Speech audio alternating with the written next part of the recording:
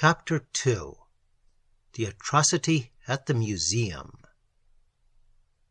Algernon Harris emerged from the BMT subway at the 59th Street and 5th Avenue entrance and began nervously to pace the sidewalk in front of a large yellow sign which bore the discouraging caption, "Buses do not stop here." Harris was most eager to secure a bus, and it was obvious from the expectant manner in which he hailed the first one to pass that he hadn't the faintest notion he had taken up his post on the wrong side of the street. Indeed, it was not until 4 buses had passed him by that he awoke to the gravity of his predicament and began to propel his person in the direction of the legitimate stop zone. Algernon Harris was abnormally and tragically upset. But even a man trembling on the verge of a neuropathic collapse can remain superficially politique, and it isn't surprising that when he ascended into his bus and encountered on a conspicuous seat his official superior, Dr. George Francis Scollard, he should have nodded, smiled, and responded with an unwavering amiability to the questions that were shot at him. "I got your telegram yesterday," murmured the president of the Manhattan Museum of Fine Arts, "and I caught the first train down. Am I too late for the inquest?" Algernon nodded. "The coroner, a chap named Henry Wagle, took my evidence and rendered a decision on the spot. The condition of Ullman's body would not have permitted of delay. I never before imagined that putrefaction could proceed with such incredible rapidity." Scollard frowned. "And the verdict?" "Heart failure. The coroner was very positive that anxiety and shock were the sole causes of Ullman's total collapse." "But you said something about his face being horribly disfigured." "Yes, it had been rendered loathsome by plastic surgery. Wagle was hideously agitated until I explained that Ullman had merely fallen into the hands of a skillful Oriental surgeon with sadistic inclination in the course of his archaeological explorations. I explained to him that many of our field workers returned slightly disfigured, and that Ullman had merely endured an exaggeration of the customary martyrdom." "And you believe that plastic surgery could account for the repellent and gruesome changes you mentioned in your night letter, the shocking prolongation of the poor devil's nose, the flattening and broadening of his ears?" Algernon winced. "I must believe it, sir. It is impossible to sanely entertain any other explanation." The coroner's assistant was a little incredulous at first, until Wagle pointed out to him what an unwholesome precedent they would set by even so much as hinting that the phenomenon wasn't pathologically explicable. "We would play right into the hands of the spiritualists," Wagle explained. "An officer of the police isn't at liberty to adduce a hypothesis that the district attorney's office wouldn't approve of. The newspapers would pounce on a thing like that and play it up disgustingly. Mr. Harris has supplied us with an explanation which seems adequately to cover the facts, and with your permission I shall file a verdict of natural death." The president coughed and shifted uneasily in his seat. "I am glad that the coroner took such a sensible view of the matter. Had he been a recalcitrant individual and raised objections, we should have come in for considerable unpleasant publicity. I shudder whenever I see a reference to the museum in the popular press. It is always the morbid and sensational aspects of our work that they stress, and there is never the slightest attention paid to accuracy." For a long moment, Dr. Scollard was silent. Then he cleared his throat and recapitulated, in a slightly more emphatic form, the question he had put to Algernon originally. "But you said in your letter that Ullman's nose revolted and sickened you, that it had become a loathsome greenish trunk almost a foot in length, which continued to move about for hours after Ullman's heart stopped beating. Could your operation hypothesis account for such an appalling anomaly?" Algernon took a deep breath. "I can't pretend that I wasn't astounded and appalled and frightened. and so lost to discretion that I made no attempt to conceal the way I felt from the coroner. I could not remain in the room while they were examining the body. And yet you succeeded in convincing the coroner that he could justifiably render a verdict of natural death. You misunderstood me, sir. The coroner wanted to render such a verdict. My explanation merely supplied him with the straw to clutch at. I was trembling in every limb when I made it, and it must have been obvious to him that we were in the presence of something unthinkable. But without the plastic surgery assumption, we should have had nothing whatever to cling to. And do you still give your reluctant assent to such an assumption? Now more than ever, and my assent is no longer reluctant, for I've succeeded in convincing myself that a surgeon endowed with miraculous skill could have effected the transformation I described in my letter. Miraculous skill. I use the word in a merely mundane sense. When one stops to consider what astounding advances plastic surgery has made in England and America during the past decade, it is impossible to disbelieve that the human frame will soon become more malleable than wax beneath the scalpels of our surgeons, and that beings will appear in our midst with bodies so grotesquely distorted that the superstitious will ascribe their advent to the supernatural. And we can adduce more than a surgical miracle to account for the horror that poor Ullman became, without for a moment encroaching on the dubious domain of the superphysical. Everyone knows how extensively the ductless glands regulate the growth and shape of our bodies. A change in the quantity or quality of secretion in any one of the glands may throw the entire human mechanism out of gear. Terrible and unthinkable changes have been known to occur in the adult body during the course of diseases involving glandular instability. We once thought that human beings invariably ceased to grow at 21 or 22, but we know now that growth may continue till middle age, and even till the very onset of senility, and that frequently such growth does not culminate in a mere increase in stature or in girth. Doubtless you have heard of that rare and hideously deforming glandular malady, acromegaly. It is characterized by an abnormal overgrowth of the skull and face, and the small bones of the extremities, and its victims become, in a short time, tragic caricatures of humanity. The entire face assumes a more massive cast, but an overgrowth is most pronounced in the region of the jawbones. In exceptional cases, the face has been known to attain a length of nearly a foot. But it is not so much the size as the revolting primitiveness of the face which sets the victims of this hideous disease so tragically apart from their fellows. The features not only grow, but they take on an almost ape-like aspect, and as the disease advances, even the skull becomes revoltingly simian in its conformation. In brief, the victims of acromegaly become in a short while almost indistinguishable from very primitive and brutish types of human ancestors, such as Homo neanderthalensis, and the unmentionable enormous brown caricature from Broken Hill, Rhodesia, which Sir Arthur Keith has called the most unqualifiedly repulsive physiognomy in the entire gallery of fossil men. The disease of acromegaly is perhaps a more certain indication of man's origin than all the missing links that anthropologists have exhumed. It proves incontestably that we still carry within our bodies the mechanism of evolutionary retrogression, and that when something interferes with the normal functioning of our glands, we are very apt to return, at least physically, to our aboriginal status.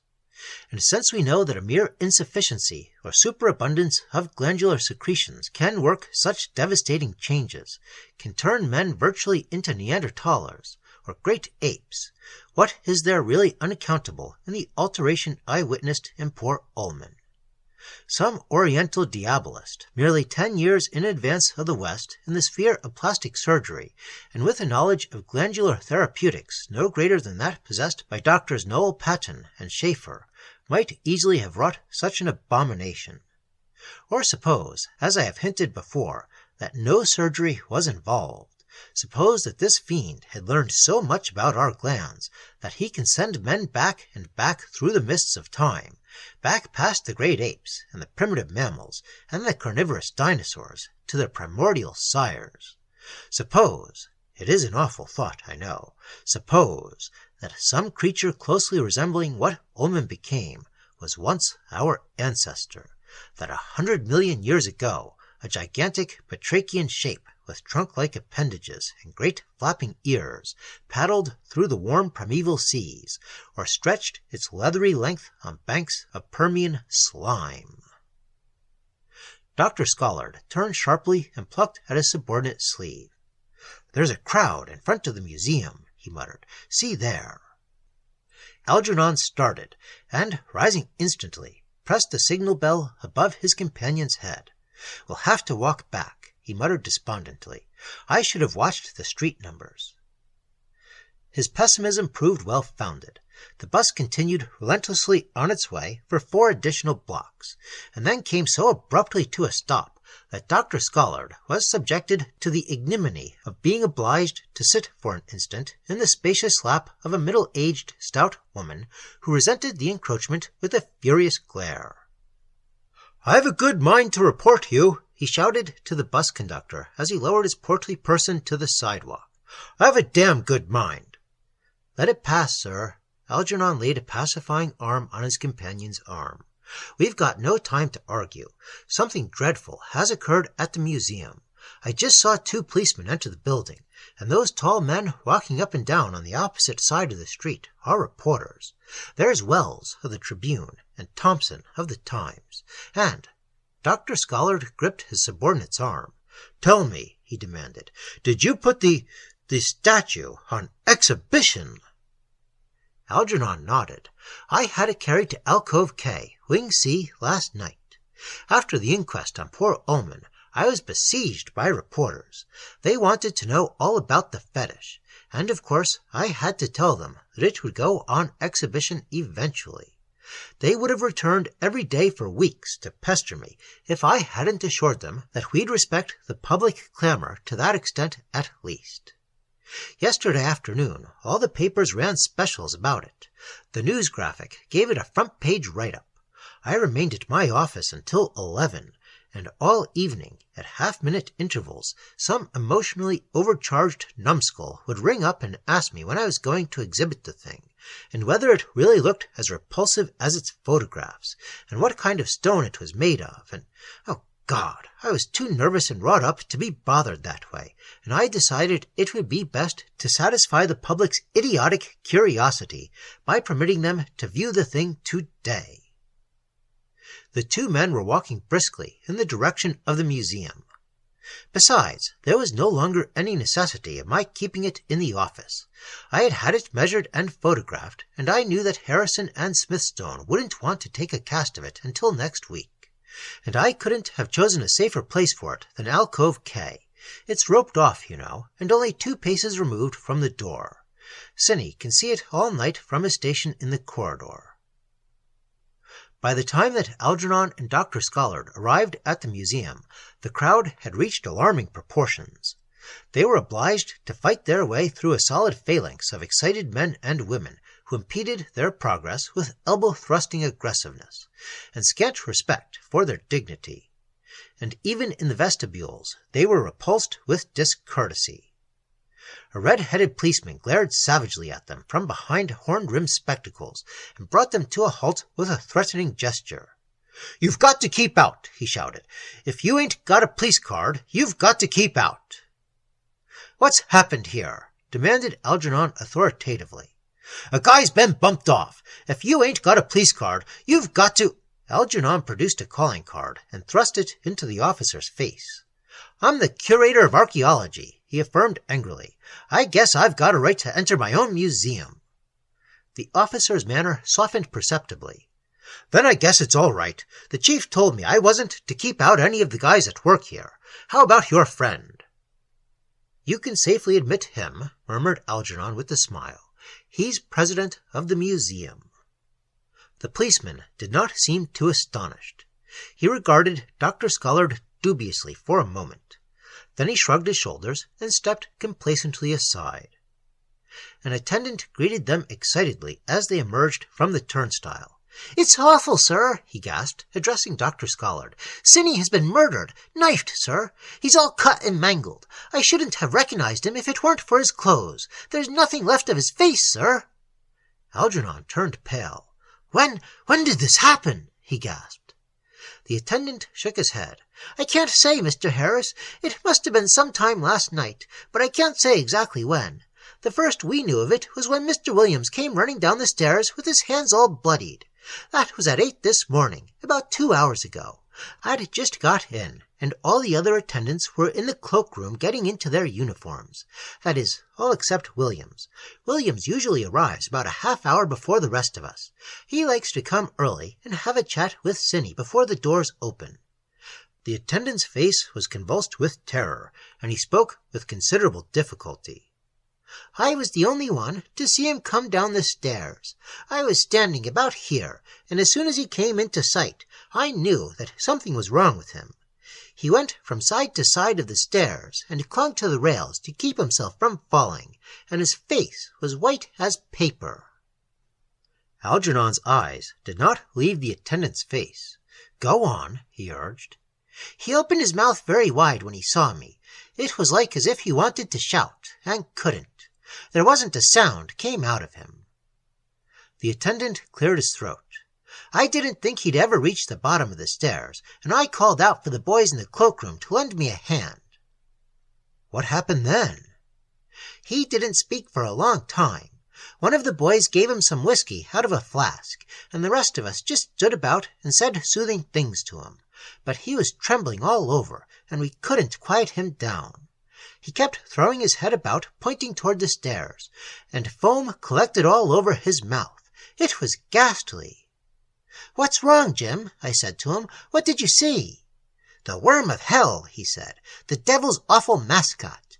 He said other things I can't repeat, sir. I'm a God-fearing man, and there are blasphemies it's best to forget you ever heard. But I'll tell you what he said when he got through talking about the worm out of hell.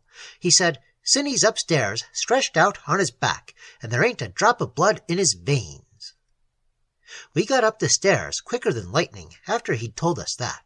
We didn't know just what his crazy words meant, but the blood on his hands made us sure that something pretty terrible had happened. They kind of confirmed what we feared, sir, if you get what I mean." Algernon nodded.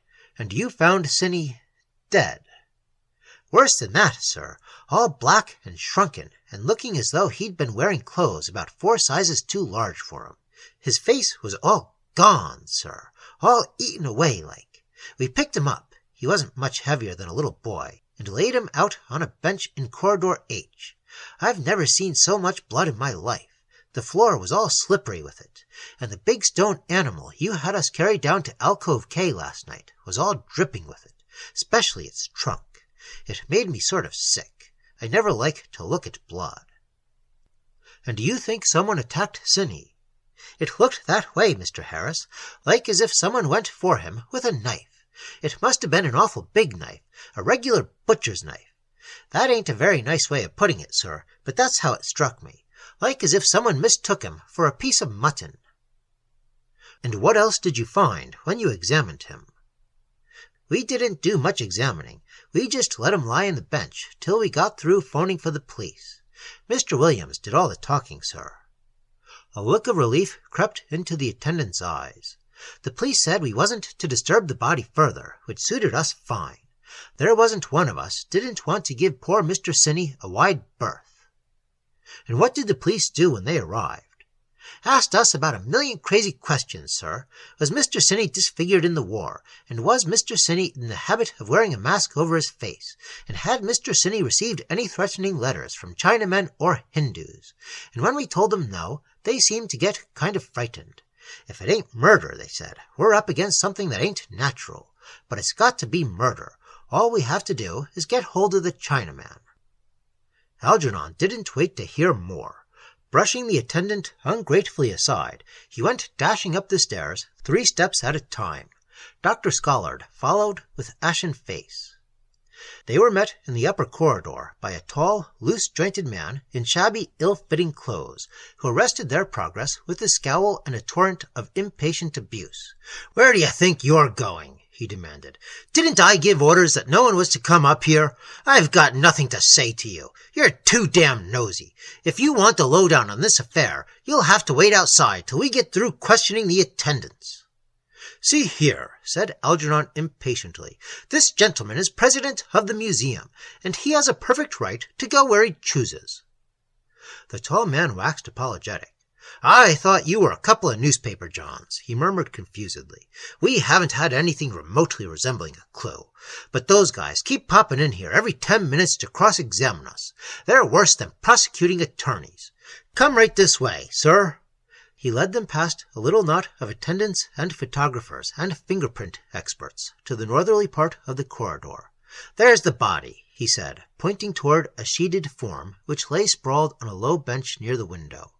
"I'd be grateful if you gentlemen would look at the poor lad's face." Algernon nodded, and, lifting a corner of the sheet, peered for an instant intently into what remained of poor Cinny's countenance.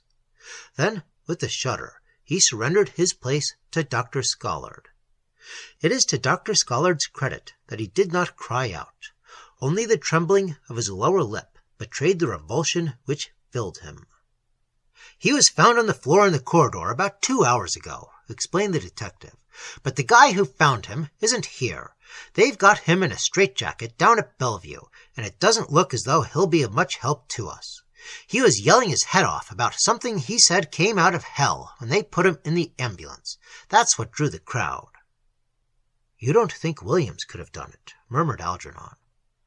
"Not a chance. But he saw the murderer, all right, and if we can get him to talk—" He wheeled on Algernon abruptly. "You seem to know something about this, sir." "Only what we picked up downstairs. We had a talk with one of the attendants, and he explained about Williams and the Chinaman." The detective's eyes glowed. "The Chinaman? What Chinaman? Is there a Chinaman mixed up in this? It's what I've been thinking all along, but I didn't have much to go on." "I fear we're becoming involved in a vicious circle," said Algernon. "It was your Chinaman I was referring to. Willie said you were laboring under the impression that all you had to do to solve this distressing affair was to catch a Chinaman." The detective shook his head. "It's not as simple as that," he affirmed. "We haven't any positive evidence that a Chinaman did it. It might have been a Jap, or Hindu, or even a South Sea Islander. That is, if South Sea Islanders eat rice." "Rice?" Algernon stared at the detective incredulously.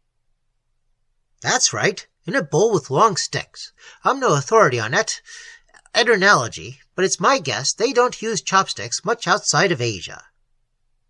He went into Alcove K and returned with a wooden bowl and 2 long splinters of wood. "All those dark spots near the rim are bloodstains," he explained, as he surrendered the gruesome exhibits to Algernon. "Even the rice is all smeared with blood." Algernon shuddered and passed the bowl to Scollard, who almost dropped it in his haste to return it to the detective. "Where did you find it?" The president spoke in a subdued whisper. "On the floor in front of the big stone elephant. That's where Cinny was killed. There's blood all over the elephant, if it's supposed to be an elephant." "It isn't, strictly speaking, an elephant," said Algernon. "Well, whatever it is, it could tell us what Cinny's murderer looked like. I'd give the toes of my left foot if it could talk." "It doesn't talk," said Algernon decisively. "I wasn't wisecracking," admonished the detective. "I was simply pointing out that elephant could give up the lowdown on a mighty nasty murder." Algernon accepted the rebuke in silence. "There ain't no doubt whatever that a Chinaman or Hindu or some crazy foreigner sneaked in here last night, set himself down in front of that elephant, and began eating rice. Maybe he was in a church-going mood and mistook the beast for one of his heathen gods. It kind of looks like an oriental idol, that ferocious-looking kind you sometimes see in Chinatown store windows." Algernon smiled ironically. "But unquestionably unique," he murmured. The detective nodded. "Yeah, larger and uglier looking, but a heathen statue for all that. I bet it actually was worshipped once. Hindu, Chinese, I wouldn't know, but it sure has that look." Yes, admitted Algernon, it is indubitably in the religious tradition.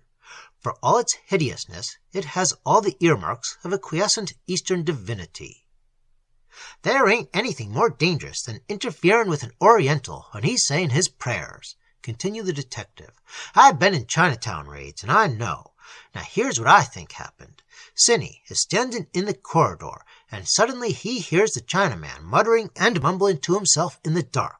He's naturally frightened, so he rushes in with his pocket light where the angel would be fearing to tread.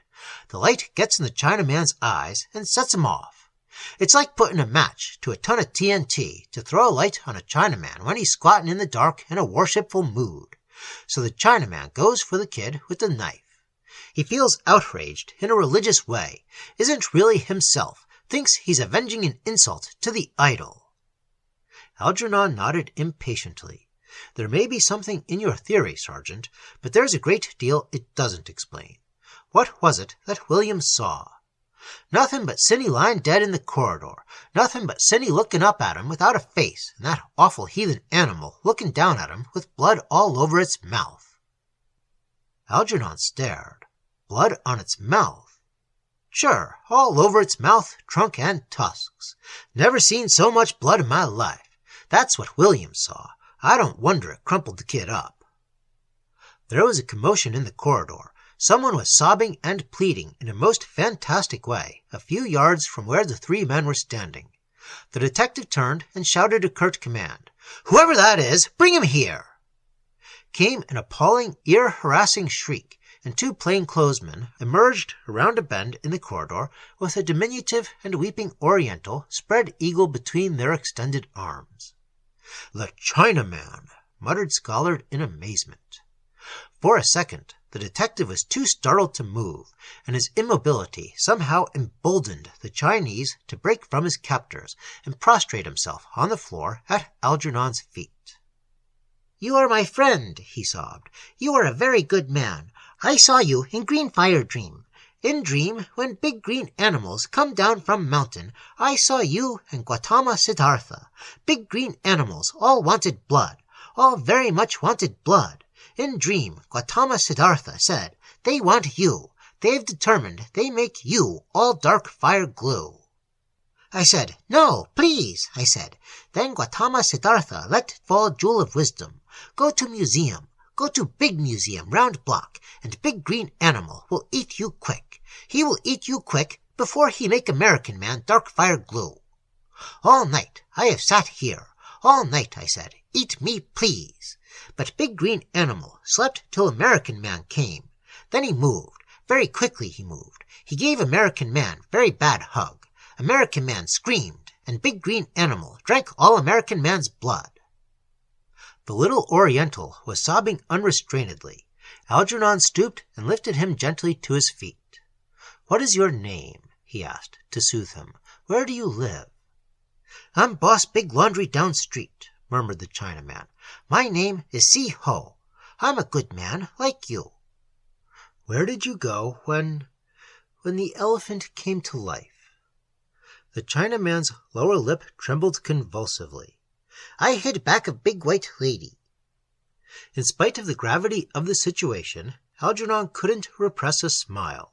The big white lady was a statue of Venus Erycine, and so enormous was it that it occupied almost the whole of Alcove K. It was a perfect sanctuary, but there was something ludicrously incongruous in a Chinaman's seeking refuge in such a place. One of the detectives, however, confirmed the absurdity. "That's why we found him, sir. He was lying on his back, wailing and groaning, and making faces at the ceiling. He's our man, all right. We'll have the truth out of him in 10 minutes. The chief sergeant nodded. "You bet we will. Put the bracelets on him, Jim." Reluctantly, Algernon surrendered Si Ho to his captors. "I suggest you treat him kindly," he said. "He had the misfortune to witness a ghastly and unprecedented exaggeration of what Eddington would call the random element in nature. But he's as destitute of criminal proclivities as Dr. Scollard here." The detective raised his eyebrows. "I don't get it, sir. Are you suggesting we just hold him as a material witness?" Algernon nodded. "If you try any of your revolting third-degree tactics on that poor little man, you'll answer in court to my lawyer. Now, if you don't mind, I'll have a look at Alcove K." The detective scowled. He wanted to tell Algernon to go to hell, but somehow the inflection of authority in the latter's voice glued the invective to his tongue, and with a surly shrug he escorted the group into the presence of Chognar Fawn. Sanguinary baptism becomes some gods. Were the gracious figures of the Grecian pantheon to appear to us with blood upon their garments, we should recoil in horror. But we should think the terrible Mithra or the heart-devouring Huitzilopochtli a trifle unconvincing if they came on our dreams untarnished by the ruddy vintage of sacrifice. Algernon did not at first look directly at Chognar Fawn. He studied the tiled marble floor about the base of the idol, and tried to make out in the gloom the precise spot where Cinny had lain. The attempt proved confusing. There were dark smudges on almost every other tile, and they were nearly all of equal circumference. "Right there is where he found the corpse," said the detective impatiently. "Right beneath the trunk of the elephant." Algernon's blood ran cold, slowly, very slowly, for he feared to confront what stood before him. He raised his eyes until they were level with the detective's shoulders. The detective's shoulders concealed a portion of Chognar Fawn, but all the thing's right side and the extremity of its trunk were hideously visible to Algernon as he stared. He spoke no word. He did not even move. But all the blood drained out of his lips, leaving them ashen. Dr. Scollard was staring at his subordinate with frightened eyes. "You act as though... Good God, man, what is it?" "It has moved its trunk." Algernon's voice was vibrant with horror. "It has moved its trunk since yesterday, and most hideously. I cannot be mistaken. Yesterday it was vertical. Today it is in a slightly upraised position." Dr. Scollard gasped. "Are you sure?" he muttered. "Are you absolutely certain that the trunk wasn't in that position when the god arrived here?" Yes. Not until today. In the excitement, no one has noticed it. But if you will call the attendants... Wait! The president had started to do that very thing, but Algernon's admonition brought him up short. "I shouldn't have suggested that," he murmured in Scollard's ear. "The attendants mustn't be questioned. It's all too unutterably ghastly and inexplicable and mad. We've got to keep it out of the papers. Seek a solution secretly. I know someone who may be able to help us. The police can't. That's obvious." The detective was staring at them pityingly. "You gentlemen better get out of here," he said. "You aren't used to sights like this. When I was new at this game, I made a lot of mistakes. I could hardly stand the sight of a dead man, for instance. Used to hurry things along when there was no real need for haste, which is just about the worst mistake you can make at the preliminary examination stage." With an effort, Algernon mastered his agitation.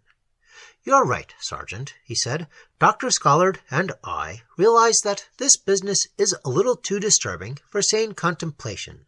So we'll retire, as you suggest. But I must warn you again that you'd better think twice about treating poor C-Ho as a convicted murderer." In the corridor, he drew Dr. Scollard aside and conversed for a moment urgently in a low voice. Then he approached the detective and handed him a card. "If you want me within the next few hours, you'll find me at this address," he said. "Dr. Scollard is returning to his home in Brooklyn. You'll find his phone number in the directory, but I hope you won't disturb him unless something really grave turns up." The detective nodded and read aloud the address on Algernon's card. "Dr. Henry C. Imbert, F.R.S., F.A.G.S." "A friend of yours?" he asked impertinently. Algernon nodded. "Yes, Sergeant, the foremost American ethnologist. Ever hear of him?" To Algernon's amazement, the sergeant nodded. "Yes, I got kind of interested in entomology once. I was on a queer case about 2 years ago. An old lady got bumped off by a poisoned arrow, and we had him in for a powwow. He's clever all right. He gave us all the dope soon as he saw the corpse. Said a little Negro had done it, one of those African pygmies you read about. We followed up the tip and caught the murderer just as he was giving the little fellow a cyanide cigarette to smoke. He was a shrewd Italian. He got the pygmy in Africa, hid him in a room down in Houston Street, and sent him out to rob and bump off old ladies.